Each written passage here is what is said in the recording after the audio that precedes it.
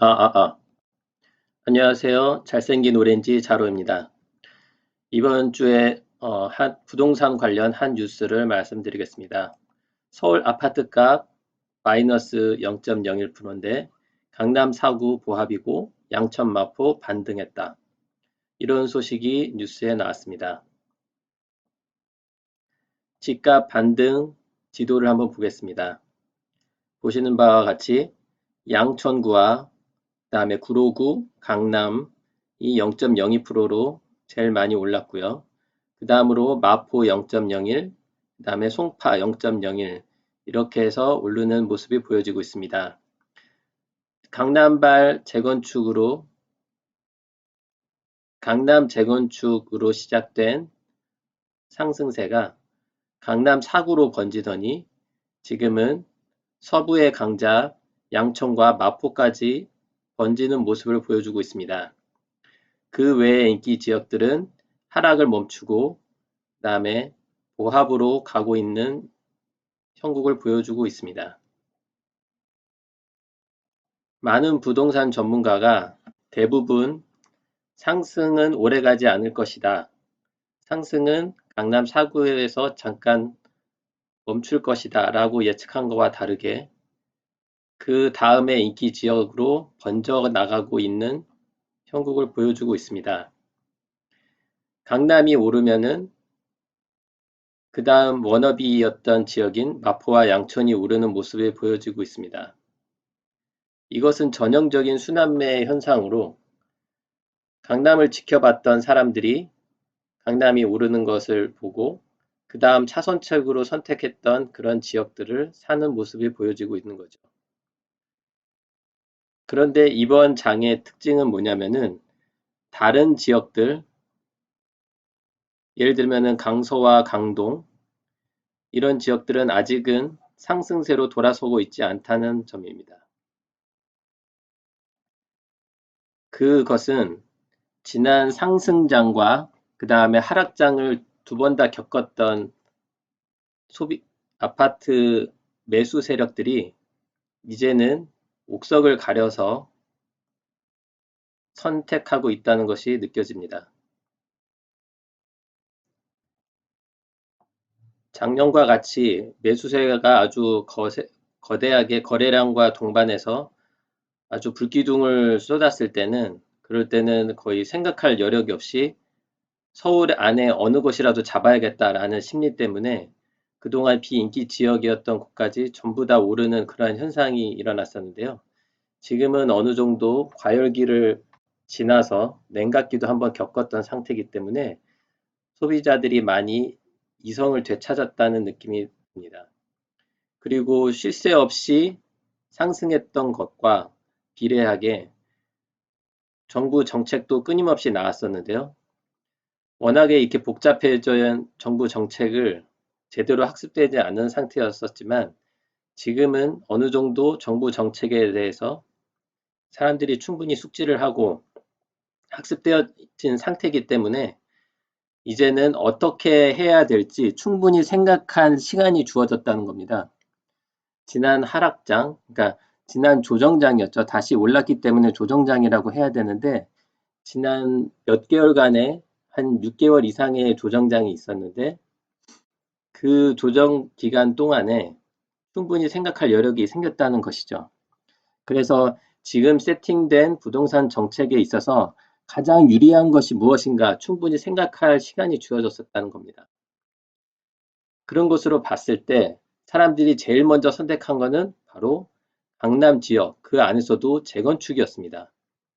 급매로 나온 재건축들을 빠르게 소진이 되었고 오히려 반등하는 모습까지 보여줬다는 것은 사람들이 이거를 선택하는 데 있어서 그만한 타당한 이유가 있기 때문입니다. 단순히 6개월이라는 시간을 그렇게 허투루 보내지 않았고 그 다음에 6개월이란 충분히 생각할 시간을 줬음에도 강남 재건축을 선택했다는 것은 그것은 분명히 의미가 있는 겁니다. 많은 전문가들이 이런 것을 간과하고 더 이상 부동산이 오르지 않을 것이다. 그렇게 말을 한 부동산 전문가들도 굉장히 많았는데요. 제 예측은 그거와 다릅니다. 저는 이것에 대한 충분한 이유가 있다고 봅니다. 제가 지난 시간에도 누차 굉장히 강조했듯이 이제 다주택자, 다시 말해서 2주택 이상인 것은 더 이상 세금 때문에 이득이 크게 나지 않습니다. 그래서 1주택을 가지고 얼마나 잘 관리를 하고 재테크를 해야 되는지가 관건이 된 겁니다. 그런, 그런, 그런 전제를 깔고 생각을 시작을 해야 됩니다. 그런 것에 있어서 가장 중요하게 선택되어지는 것이 뭐냐면은 일단 첫 번째가 1주택이어야 한다는 것이고 그 다음 전제가 실거주여야 된다는 것입니다. 그리고 세 번째는 뭐냐면은 바로 장기 보유입니다. 이 세 가지는 어떻게 보면은 정부의 의도와도 굉장히 일치합니다. 정부는 실거주용으로 주택 가지고 있는 사람들에게는 그렇게 과도한 세금을 매기지 않았습니다. 그리고 정부가 원하는 것은 다주택자들을 걷어냄으로써 가수요를 걷어내는 것이지 실수요자들에게 피해가 가는 것을 원하지는 않았습니다. 그렇기 때문에 정부의 의도인 1주택, 실거주, 장기 보유 이렇게 하라는 메시지를 지금까지 정책에 꾸준히 반영하였습니다. 근데 이러한 것을 지키면서 부동산 시장을 바라본다면은 어떠한 현상이 일어날까요? 1주택이고 실거주고 2년 이상 장기 보유를 하라. 그 다음에 그 실거주 의무 기간을 3년, 4년 또는 그 이상으로 연장할지도 모른다라는 메시지를 이전부터 계속 보내왔습니다. 이렇게 된다면 사람들이 어떻게 생각을 할까요? 어떤 선택을 하게 될까요? 일단 다주택자들은 그동안의 집을 많이 팔 것입니다. 그런데 1주택이기 때문에 지금까지와 같은 똘똘한 한 채로 모일 것입니다. 근데 그런 똘똘한 한 채도 정말 똘똘한 입지라면은 그 다음 단계는 평형대를 높이는 것이죠. 대형 평형으로 옮기는 겁니다. 그런데 여기서 주의할 점이 그렇다면 대형 평형수가 무조건 인기인 것이냐? 그것은 또 다릅니다. 이거는 아주 고액 자산가인 돈이 아주 많은 사람들에게만 해당되는 것이지 그 어정쩡한 입지인 곳에는 또 대형 평형수가 오히려 인기가 없을 가능성이 큽니다. 이거는 다음 시간에 제가 또 다른 클립으로 다시 영상을 업데이트 해 드리겠습니다. 이거를 잘못한 사례가 하나가 있는데 구독자 수가 한 18만 명이나 되는 유튜버인데 그 유튜버가 자기가 이걸로 2개월 만에 뭐 2억을 벌었다는 등 그런 말로 많이 구독자를 모았었죠.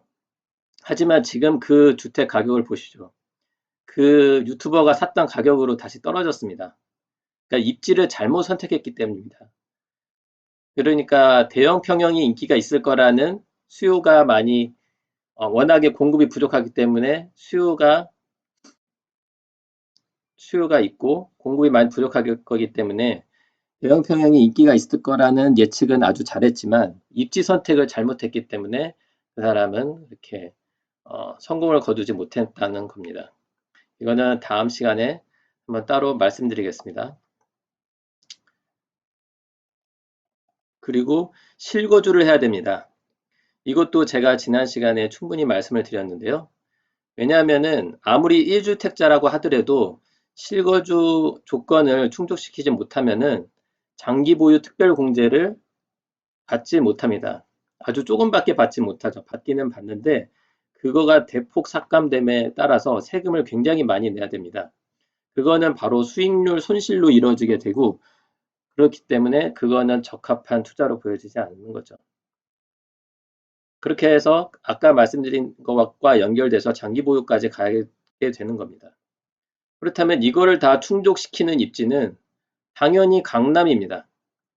강남 중에서도 장기 보유를 한다면 어떤 것이 가장 유리할까요? 뭐 10년 이상 장기 보유를 한다고 생각해 보십시오. 그렇다면은 강남 안에서 신축이 있고요. 그 다음에 구축이 있고요. 그 다음에 재건축 이렇게 나눠집니다. 만약에 뭐 2, 3년 그렇다면은 신축이 가장 유리하겠죠. 신축빨이라는 게 있지 않습니까? 이게 보통 2, 3년 이상 갑니다. 오래 가는 건 한 5년까지도 가고요. 구축은 뭐 어정쩡하니까 제외를 하고요. 근데 이거를 장기 보유한다고 생각을 해보십시오. 그렇다면 신축이 날까요? 재건축이 날까요? 신축은 갈수록 구축이 돼갑니다. 당연히 재건축이죠. 그걸 알기 때문에 정부에서도 재건축을 계속 막고 있는 겁니다. 강남에 아무리 안전진단이 통과됐다 하더라도 서울시장이 계속 이런저런 핑계를 대면서 미루는 이유도 바로 이것 때문입니다. 그럼에도 불구하고 사람들은 재건축을 선택합니다.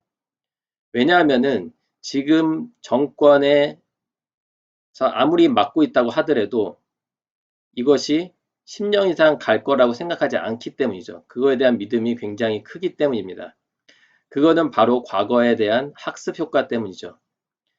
과거에 대한 우리의 역사를 한번 살펴보십시오. 한 정권이 10년 이상을 간 적이 없습니다. 물론 예전에 독재 시대나 군부 정권 시대 때를 제외하고 말이죠. 지금은 민주주의 시대고 대통령 직선제가 도입된 이후로 10년 이상 간 적이 없습니다. 그렇기 때문에 장기 보유를 할 거라면은 언젠간 재건축이 풀릴 테니 재건축이 가장 상품성이 있는 것이죠. 가장 상승력이 있다고 판단한 것입니다. 이거는 제가 판단하거나 정부가 판단한 것이 아니라 바로 대중들, 바로 이거의 매수세, 시장이 판단한 겁니다. 뭐 서울시장이 판단한 게 아니라요. 이 마켓, 바로 시장이 판단한 것이죠. 그렇기 때문에 강남 재건축이 먼저 오른 겁니다. 저는 이것을 지난 몇 달간 이미 다 뭐 제 구독자들은 알겠지만 이걸 다 이미 파악했기 때문에 다음에 오를 지역까지도 제가 예상을 할 수 있었던 겁니다. 바로 다음에 오를 지역, 바로 이거죠. 양천 마포. 왜냐면은 양천은 아까 제가 말씀드린 대로 학군 지역에다가 재건축 연안이 도래한 곳입니다. 물론 여기도 재건축을 억제하고 있기 때문에 안전진단마저도 통과 못할 가능성이 굉장히 크고 여러 가지 재건축에 대한 그런 제재를 다 받게 되는 곳입니다. 그럼에도 불구하고 이곳이 오른다는 것은 아까도 제가 말했던 이유와 같이 건불 10년, 문민정부, 다시 말해서 대통령 직선제 이후에 정권이 10년을 간 적이 없다라는 그러한 확실한 믿음 때문에 강남 재건축이 오른 것과 같이 양천에 있는 목동 역시도 그러한 믿음이 강하게 대중들에게 깔려있기 때문에 그 다음 지역인 양천이 오른 것입니다. 마포는 이미 신축이 많이 들어섰죠. 그래도 마포에도 성산시형이라든지 그런 재건축이 있고요. 그리고 마포에 이제 신축이 많기 때문에 신축도 재건축 다음으로 상업성이 굉장히 높은 겁니다. 왜냐하면은 이제 신축이 앞으로는 줄어듭니다. 서울 안에 있는 신축은 더더욱 더 그렇습니다. 재건축과 재개발은 그나마 좀 낫지만 재개발도 지금 임대비를 높인다는 등 그런 식으로 많이 제재를 가하고 있죠. 그리고 지역 해제된 곳도 있고요. 일몰제 같은 것 때문에요. 그렇기 때문에 신축이 더 이상 없다는 겁니다. 아무리 3기 신도시라고 하더라도 서울 아닙니다. 다 외곽에 있는 지역들이 3기 신도시이기 때문에 서울 안에는 더 이상 신축이 없습니다. 그렇기 때문에 당분간 신축이 몇 년간은 신축이 아주 강세를 보일 거라고 누구나들 다 예측을 하고 있습니다. 그렇기 때문에 마포도 뭐 양천과 거의 맞먹을 정도로 상승을 하고 있는 것이죠. 물론 이 상승세가 0.01%로 굉장히 미미하다고는 하지만 하락을 멈췄다는 것만으로도 큰 의미이고 그 다음에 오히려 반등했다는 것에 대해서 그것을 사람들은 주목해 봐야 되는 겁니다. 지금은 하도 정부가 예의주시를 하고 있기 때문에 또 언제 또 이렇게 제재를 가할지도 모른다는 생각 때문에 또 어떠한 정책이 나올지 모른다는 생각에 이제 사람들이 조심스럽게 사고 있는 것이죠. 눈치를 보면서 사고 있다는 겁니다. 그렇기 때문에 아직 거래량은 팍 터지지 않았지만 괄목할 만한 점은 거래량이 조금이긴 하지만 올랐다는 겁니다. 가격도 소폭 상승했다는 것이고요. 그래서 야금야금 오르고 있다는 겁니다.